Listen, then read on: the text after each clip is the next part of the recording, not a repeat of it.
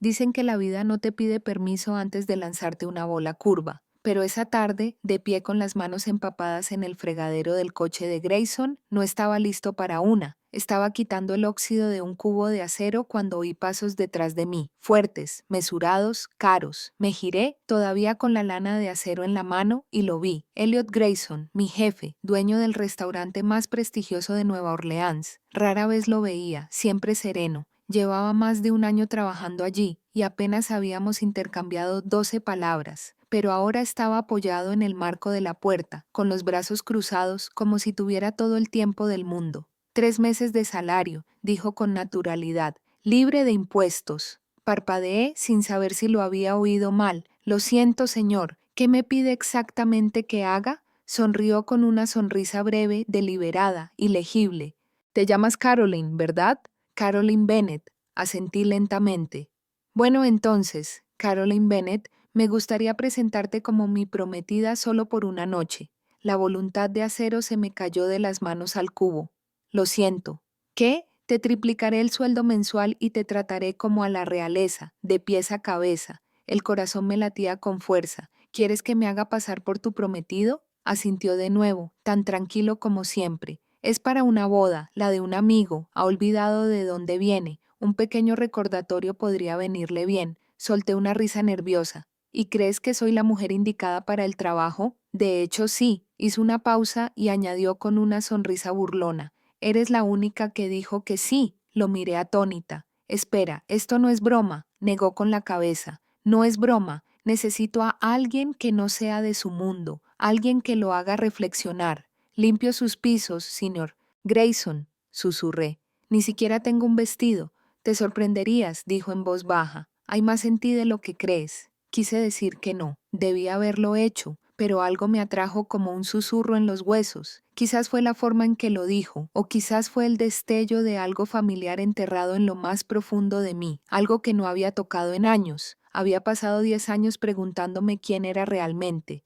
Una mujer sin pasado, sin recuerdos, solo un nombre que me dio un amable doctor. Quizás esta boda no era un trabajo, quizás era una puerta. Había una razón más, aunque no lo admitía ni siquiera a mí misma. Quería que me vieran solo una vez, no como la mujer que fregaba baños al amanecer, sino como alguien cualquiera. Necesitaré ayuda, dije en voz baja. No tengo vestido ni zapatos ni nada, la verdad. Metió la mano en el bolsillo de la chaqueta y me dio una elegante tarjeta negra. Esto lo abarca todo. Spa, salón, guardarropa. Mi asistente lo coordinará todo. Dudé un momento y tomé la tarjeta con dedos temblorosos. Así que son vacaciones pagadas. Tienes todos los beneficios desde ahora. Me hizo un último gesto con la cabeza y se dio la vuelta para irse. Cuando la puerta se cerró con un clic tras él, me senté en el taburete del armario de suministros, todavía con olor a lejía y aceite de pino. Por primera vez en años no me sentí invisible. Me vi reflejada en el pequeño espejo detrás de una caja de guantes. Bajo el pañuelo desgastado y la mirada cansada, la vi. Una mujer a la que apenas conocía. Una mujer que alguna vez lució algo más que tristeza en su rostro. Me incliné y le susurré a mi reflejo. Veamos quién eras antes. Hace 10 años desperté en una cama de hospital sin nombre, sin recuerdos y sin nadie esperándome. Los médicos me llamaron Jane Doe, dijeron que había tenido un accidente. Mi coche se salió de la carretera, se estrelló contra un árbol y se incendió. No sabían quién era, no llevaba documentos, ni teléfono, ni bolso. El vehículo era de alquiler, firmado a nombre de otra persona. Llevaba un vestido rojo y un anillo de bodas, pero nadie vino a verme. Debería haber muerto, de hecho, al menos oficialmente. Me llevaron a la morgue y me cubrieron el cuerpo con una sábana. Un paramédico me contó después que, al intentar quitarme el anillo del dedo, sintió el pulso. Débil, pero ahí estaba. Dijo que el diamante del anillo era tan grande que podría haberle servido para pagar sus préstamos estudiantiles, pero a mí no me importaba. No recordaba quién me lo había dado. Hasta el día de hoy es lo único que me queda de aquella vida. Lo guardaba escondido en una cajita de terciopelo debajo del colchón. Mi única pista, mi único ancla. Lo intentaron todo: noticias, bases de datos de personas desaparecidas, bases de datos de huellas dactilares, nada. Como si me hubieran arrancado de la tierra y me hubieran dejado aquí sin dejar rastro. Ni siquiera sabía qué aspecto tenía. Cuando me dieron un espejo, me observé la cara como si fuera la de un desconocido. Mis rasgos eran simétricos, mi cabello espeso y oscuro, pero nada brillaba, ni un destello. Entonces intervino el doctor Samuel Whittaker. Él fue quien luchó por mis facturas del hospital y quien evitó que me trasladaran a un centro estatal. Un hombre de mirada dulce y dolor tras sus gafas, viudo, padre, un hombre que vio en mí algo que valía la pena salvar. Me dio un nombre, Caroline Bennett. Dijo que me sonaba elegante, arraigado, familiar, y cuando me dijo, no tienes cabida en la calle, le creí. Fue su hija, Rachel, quien me ayudó a revivir. Apenas tenía 20 años, era radiante y testaruda. Me trajo ropa que no olía a lejía. Me pintó las uñas mientras me contaba sobre mis amores de la universidad. Me enseñó a usar el tenedor de nuevo cuando aún me temblaban las manos. Y poco a poco la niebla empezó a disiparse. No los recuerdos. Esos permanecieron tercamente encerrados, pero dejé de sentirme como un fantasma. El doctor Whittaker me encontró trabajo en Grayson's Bistro. Fregar pisos, fregar baños. No era glamuroso, pero pagaban bien. Y lo mejor de todo, me dejaba desaparecer. El lugar era tan elegante que nadie prestaba atención al personal de limpieza. Me movía como una sombra entre las mesas y la luz de las velas. Pero incluso en ese silencio empezaron a suceder cosas extrañas. Sentía un hormigueo en los dedos al pasar junto al piano de cola del comedor. Una noche me senté y mis manos se movían con una seguridad inexplicable. La música fluía de mí como agua. Escribía en cursiva perfecta sin pensar. Hablaba francés mientras dormía. Rachel solía burlarse de mí. Escribes como una duquesa. Me miraba en el espejo de mi apartamento a la mujer de pómulos altos y ojos tristes y susurraba, ¿quién eres? Pero no recibía respuesta. Después de un año, dejé de preguntar. Después de 5, me convencí de que nunca había existido. Solo era Caroline, silenciosa, invisible, insignificante. Llamé a Rachel en cuanto salí de la sala de profesores, todavía con la tarjeta negra que Elliot me había puesto en la mano. Ni siquiera me había quitado el uniforme de limpieza. Oye, susurré con la voz temblorosa, necesito tu ayuda. No preguntó por qué, solo chilló. Dios mío, por fin dejaste que te invitara a salir. ¿Qué? No, no es así. Espera, ¿qué pasa entonces? Dudé. Quiere que me haga pasar por su prometida para una boda. Hubo una pausa, luego una suave exhalación aturdida. Eso es tremendamente inapropiado, dijo, y completamente glamuroso. Me apunto. Tengo 3 días, necesitaré 3 horas. Y así, sin más, comenzó la transformación. Rachel tomó las riendas como si hubiera esperado toda su vida para ser hada madrina. Me arrastró por un torbellino de citas, spas donde mujeres con batas blancas me trataban como a la realeza, salones de uñas que me quitaban la decoloración de la piel, consultas de peluquería donde los estilistas me pasaban los dedos por el pelo y decían cosas como cálidos matices dorados y textura suave con movimiento. Al principio no podía parar, estremeciéndome. Cada vez que alguien me tocaba con suavidad, me preparaba para una bofetada de la realidad. Cuando los dependientes de la boutique me ofrecieron champán, casi lloré, pero Rachel me mantuvo con los pies en la tierra. No estás fingiendo nada, dijo con firmeza. Solo te estás adentrando en la versión de ti misma que el mundo intentó enterrar. El vestido era la última pieza. Estábamos en una boutique en el Garden District, rodeadas de maniquíes vestidos de seda y satén. Cuando Rachel sacó un vestido de un perchero oculto, rojo rubí, sin espalda, con una abertura que susurraba escándalo, lo miré con ojos desorbitados. Dijo, yo nunca podría, tú sí y lo harás. Me lo probé. La tela se deslizó sobre mí como agua. Al salir del probador, a Rachel se le llenaron los ojos de lágrimas. Pareces la mujer que siempre debiste ser. Me giré hacia el espejo y por primera vez en 10 años no aparté la mirada. La mujer que me devolvía la mirada tenía pómulos altos, labios suaves y un cabello color miel bajo el sol del atardecer. Era alta, elegante, peligrosa. No parecía alguien que se ganara la vida fregando inodoros, parecía que encajaba. Eso me aterrorizó más que nada porque una parte de mí lo creía, una parte de mí susurraba. Quizás así es como siempre ha sido. La noche antes de la boda me senté sola en mi apartamento, con el vestido rubí colgado de la puerta del armario, iluminada por el parpadeo de una vela que rara vez usaba. Milo se acurrucó a mi lado, ronroneando como una canción de cuna. Pasé los dedos por su pelaje, mirando al techo, ¿Y si esto era más que un rollo? ¿Y si era una oportunidad, un recuerdo a la espera de algo? ¿Y si la mujer del espejo no era un disfraz, sino una pista? La mañana de la boda permanecí completamente inmóvil en el borde de la cama, con las manos apretadas en el regazo. El apartamento estaba en silencio, demasiado silencioso. Incluso Milo se había quedado inquietantemente quieto, observándome desde el alféizar de la ventana como si supiera que algo iba a pasar. Cuando Elliot llegó, tocó una vez y entró. Yo estaba en el pasillo, ya vestida con el camisón rojo, con el pelo recogido y un maquillaje ligero pero deliberado. Sentía la seda contra mi piel, la abertura que se mecía con cada respiración. Se quedó paralizado al verme. Por un instante, ninguno de los dos habló. Luego exhaló en voz baja. «Estás guapísima». Bajé la mirada, sonrojada. «Tú pagaste todo esto. No te sorprendas». «Yo pagué el vestido», murmuró acercándose. «No así como tú lo llevas». La boda se celebró en una lujosa finca a las afueras de Nueva Orleans. Columnas envueltas en rosas blancas, torres de champán, cuartetos de cuerda resonando en el jardín. Parecía sacado de un sueño o una pesadilla. La gente se giró al entrar. Sentía sus escaleras deslizándose por mi piel, curiosa, envidiosa, confundida, pero ninguno me miró como si no perteneciera. Entonces lo vi. Nathan Bellamy, el novio, estaba de pie cerca del fotógrafo, abrazando a una mujer impecable. Parecía tallada en porcelana. Savannah, supuse que era su prometido. Se reía de algo que dijo el fotógrafo, despreocupado, relajado, hasta que se giró, hasta que sus ojos se encontraron con los míos y todo se detuvo. Su sonrisa vaciló primero, luego su expresión se desvaneció, palideciendo, aflojándose la mandíbula. Me miró como si estuviera viendo un fantasma o un pecado que regresaba para atormentarlo.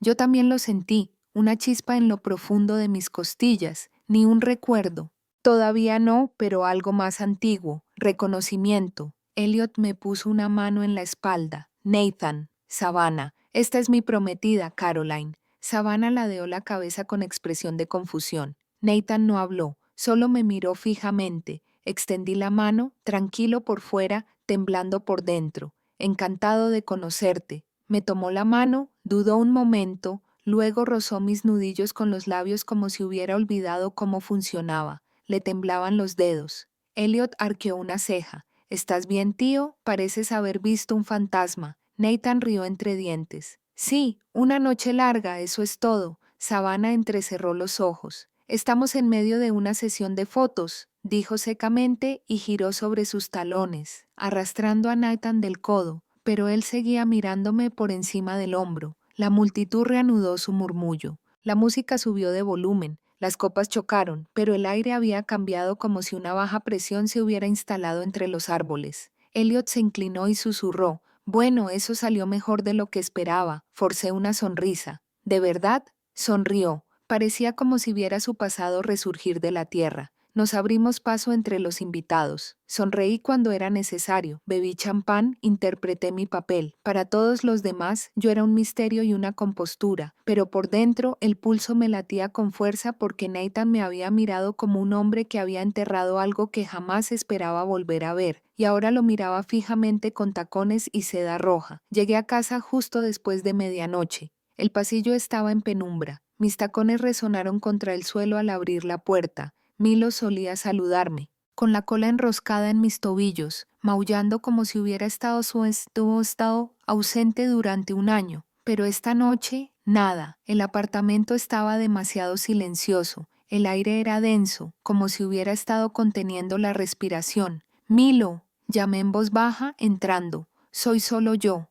No se oye nada». Dejé el bolso y me quité los zapatos. El corazón me latía con una extraña inquietud. Algo andaba mal, algo no cuadraba, y entonces lo vi en la mesa de la cocina. Su cuerpo se acurrucaba demasiado, su pelaje se enredaba, un trozo de cuerda se enrolló alrededor de su cuello, apretado, deliberado, implacable. Tenía los ojos abiertos, sin vida, no podía respirar. El mundo se desdibujó, el sonido se desvaneció en el silencio. Caí de rodillas arrastrándome hacia él, mis dedos temblaron al tocar su costado, frío, rígido, desaparecido. «No, no, no, no», susurré una y otra vez, con la voz quebrada. «Tú no». Lo abracé. meciéndome en el suelo de la cocina, como si el calor pudiera deshacer lo hecho, como si el amor pudiera retroceder el tiempo.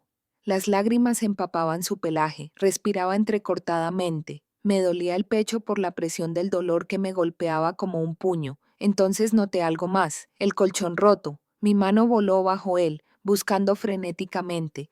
La caja de terciopelo había desaparecido, el anillo había desaparecido. Todo mi pasado, lo poco que aún conservaba, se desvaneció en una sola noche. Asesinato y robo, crueldad y mensaje. Esto no fue casualidad. Fue calculado, deliberado, un mensaje dejado en piel y silencio. Cuando sonó el teléfono, apenas tuve fuerzas para levantarlo. Tenía las manos resbaladizas por las lágrimas y el temblor. Me lo llevé a la oreja. Caroline, la voz de Elliot, cautelosa. ¿Estás bien? Saliste temprano de recepción. Solo quería ver cómo estabas. No podía articular palabra. Apenas podía hablar. ¿Puedes venir? Dije con voz entrecortada. Por favor.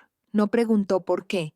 10 minutos después estaba en mi puerta, y en cuanto me vio descalza, con el vestido rojo, el maquillaje corrido y un gato muerto en brazos, no dijo ni una palabra. Simplemente entró y me abrazó y me desplomé sobre él hecha añicos. Enterramos a Milo en el jardín detrás de la casa de Elliot, o mejor dicho, lo enterró él. No pude cavar la tierra, no pude tocar la tierra fría, no pude moverme. Elliot me envolvió en una manta y me abrazó en el sofá de terciopelo mientras la noche se cernía sobre las ventanas. Preparó té, encendió velas y no dijo nada. Me quedé allí sentada, entumecida, silenciosa, vacía, y entonces me golpeó el olor, a humo, no a las velas. Algo más antiguo se grabó en mi memoria. Jadeé, aferrándome a los lados de la manta. Mi respiración se entrecortó, cristales rotos, encaje rozando hombros desnudos, seda roja y viento aullante, y una voz, su voz diciendo mi nombre. Pero no era Caroline, era mi nombre, susurré con la garganta seca. No es Caroline. Elliot levantó la vista desde el otro lado de la habitación, entrecerró los ojos, preocupado. ¿Qué dijiste? Me giré hacia él, con los dedos temblorosos contra mi regazo. Ahí está Paulina. Me llamo Paulina. Los recuerdos me invadieron como un torrente. Me vi con un vestido de novia, no el rojo, sino otro, de encaje color marfil. Estaba de pie en las escaleras de la casa de mis padres, con risas que resonaban en el aire, la luz del sol iluminando el rostro de mi padre. Nathan estaba allí, sonriendo, encantador, mintiendo. Llevábamos apenas unas horas casados cuando todo empezó a desmoronarse. Esa noche lo encontré en el estudio, paseando de un lado a otro. Su ropa olía a humo, a gasolina. Cuando le pregunté por qué me ignoró. Solo me ocupé de algo, dijo, pero entonces llamaron a la puerta. Un vecino gritaba, las llamas ya lamían el porche. Corrí a la habitación de mis padres gritando sus nombres. Nathan me agarró, me jaló hacia atrás, con la mano sobre mi boca. ¿No lo entiendes?, siseó. Iban a arruinarlo todo. Me empujó al suelo, me golpeé la cabeza, sangre en la boca. Luego, algo frío en el cuello, una aguja. Mi vista se nubló. Grité, me llamó histérica, dijo que necesitaba calmarme. Le di una patada, me arrastré hasta la puerta principal y busqué las llaves a tientas. Gritó algo sobre el control y que no se suponía que estuviera despierta. Llegué al taller, tomé el coche, su coche, el nuevo que me había regalado esa mañana. Me temblaban las manos. Los frenos no funcionaron. Salí volando de la carretera. Todo se volvió negro. Al despertar no recordaba las llamas. Pero ahora sí, cada detalle, cada palabra.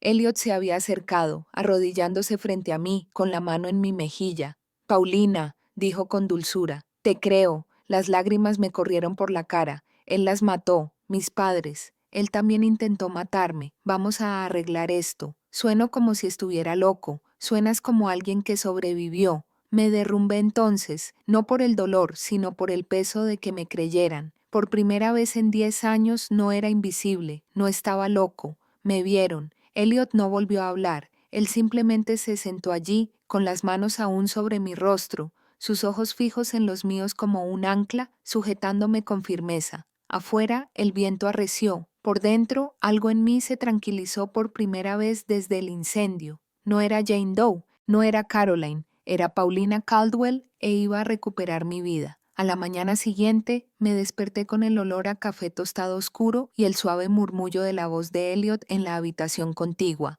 Lo seguí como un hilo, todavía descalza, todavía envuelta en uno de sus suéteres enormes. Estaba de pie en la cocina, paseándose con una libreta en una mano y un teléfono pegado a la oreja. Sí, 36 horas de grabación, desde cada ángulo cerca de su edificio, sin excusas. Sí, lo cubriré. Se giró y me vio, asintió brevemente y colgó. «¿Estás despierta?», dijo con suavidad. «Bien, ya tengo a 2 investigadores privados trabajando en ello. Uno está rastreando los registros de propiedad del coche de alquiler de tu accidente. Los otros están investigando el historial financiero de Nathan». Parpadeé. «¿Cómo pudiste avanzar tan rápido? Tengo un restaurante», dijo secamente. «Pero también invierto en gente que me debe favores». Se acercó con voz firme. «Me dijiste que el hombre intentó matarte 2 veces. No pierdo el tiempo». Tragué saliva con dificultad. «Gracias». Metió la mano en un cajón y sacó una pequeña caja negra. «Además, esto se entregó anónimamente esta mañana, sin remitente». Lo tomé despacio, con los dedos temblorosos. Dentro, envuelto en una tira de satén, estaba el anillo. ¿El anillo? El diamante que me había regalado mi madre, el que el paramédico encontró en mi mano la noche en que debería haber muerto. Casi lo dejó caer. Debajo de la cinta había una nota, una sola tira de papel impresa en mayúsculas. «Has perdido otra vez». Me fallaron las rodillas. Elliot me sujetó antes de que cayera al suelo, me rodeó con sus brazos y me bajó con cuidado al suelo de la cocina. «Se está burlando de mí», susurré. «Él sabe que lo recuerdo. Me está retando a ir a por él». «Bien», dijo Elliot con tono sombrío. «Déjalo, ya no tiene ni idea de con quién se está metiendo». Las siguientes 48 horas fueron un borrón de furia silenciosa. Rachel trajo una caja de zapatos con fotos antiguas que su padre guardaba. La mayoría estaban dañadas por el tiempo, pero una de ellas, una foto mía sentada bajo un árbol con un vestido de novia, era inconfundible. «Creo que siempre lo sospechó», dijo en voz baja, «pero no quería abrumarte. El doctor Whittaker, bendito sea, escribió una declaración jurada esa tarde, describiendo mi amnesia, mi trauma y los primeros signos físicos de agresión que había documentado, pero que nunca había comprendido del todo. Un investigador rastreó las transacciones financieras de las cuentas de Nathan. Ocultos bajo capas de empresas fantasmas se encontraban pagos a una constructora que había vaciado la casa de mis padres tras el incendio y una transferencia bancaria lo suficientemente grande como para abrir una franquicia a las pocas semanas del accidente. Mientras tanto, las grabaciones de seguridad de Elliot, instaladas apenas 2 semanas antes, revelaron una figura vestida de negro deslizándose por la puerta del jardín la noche en que Milo fue asesinado. Su rostro estaba oculto, pero su postura, la anchura de sus hombros, la leve cojera de su pierna izquierda, Elliot lo reconoció al instante. «Es él», dijo, «es Nathan».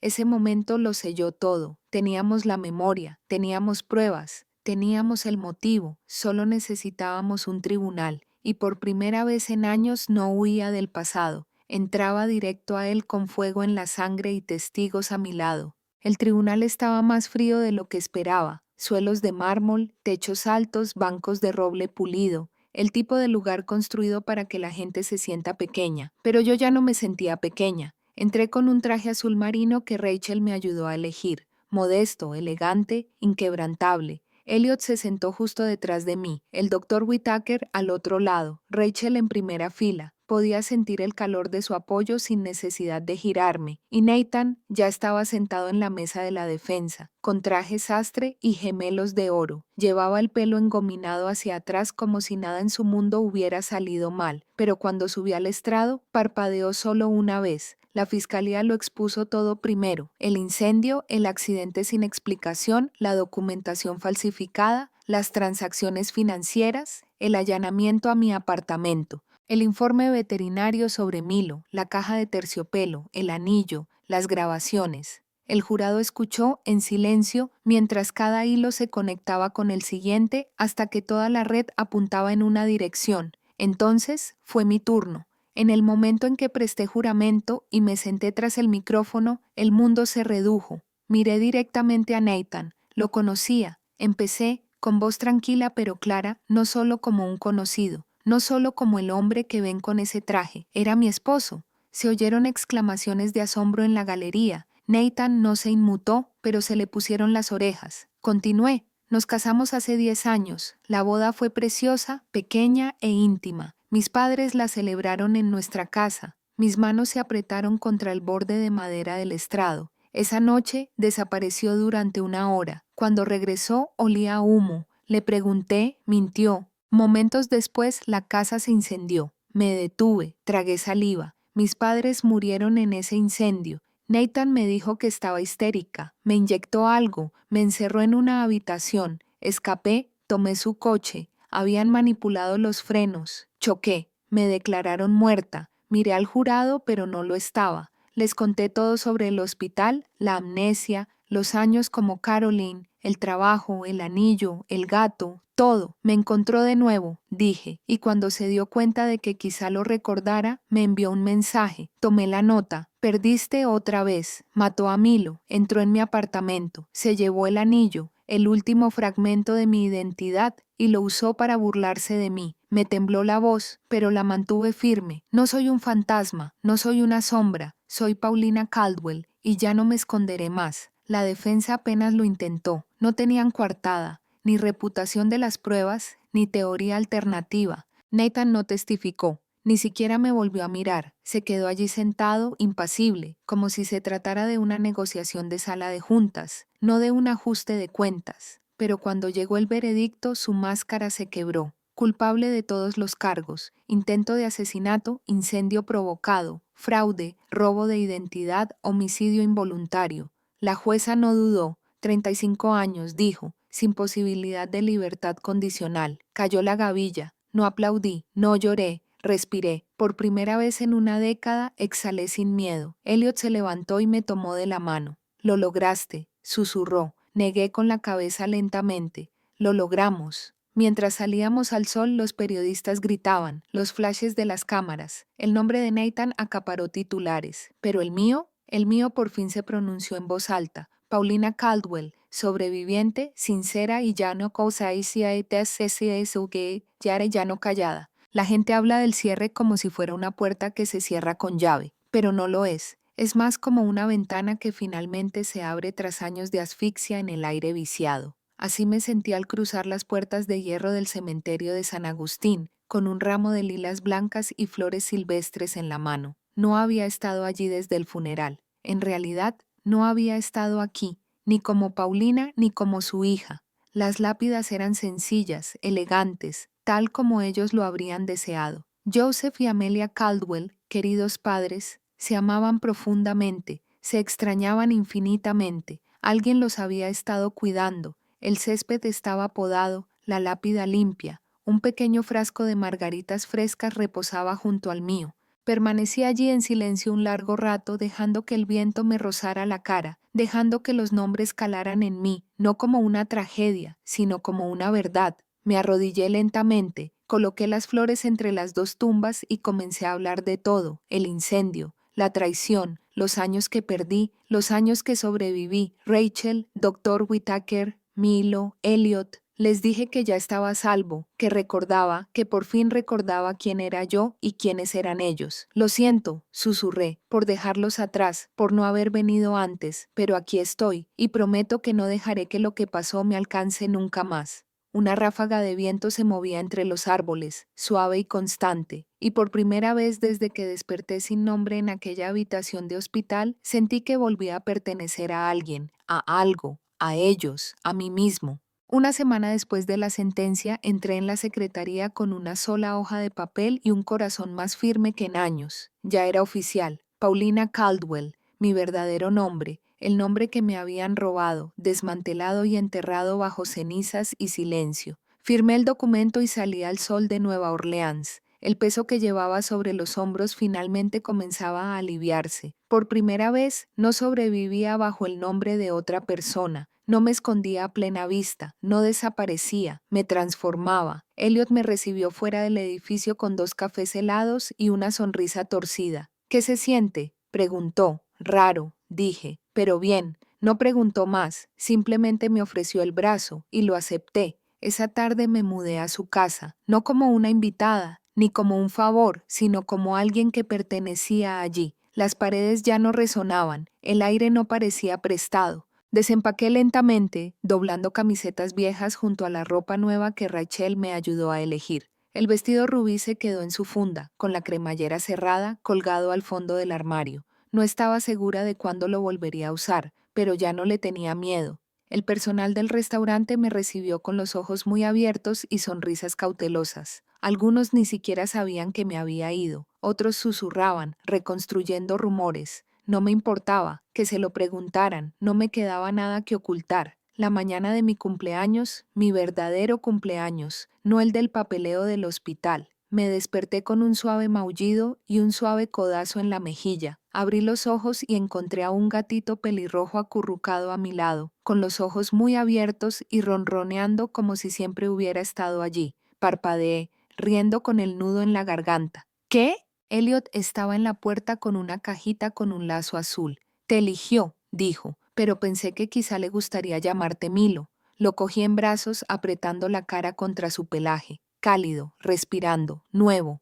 Milo según, susurré, el rey de la casa. El gatito maulló en señal de aprobación. Algunas noches los sueños seguían apareciendo, destellos de fuego, gritos en el pasillo, humo en mis pulmones, pero siempre despertaba con alguien a mi lado, o un hombre cuya mano nunca flaqueó, o un gatito vigilando mi almohada como un centinela. Antes me daban miedo los espejos, ahora me miro en uno y veo a una mujer que caminó sobre el fuego y vivió para contarlo.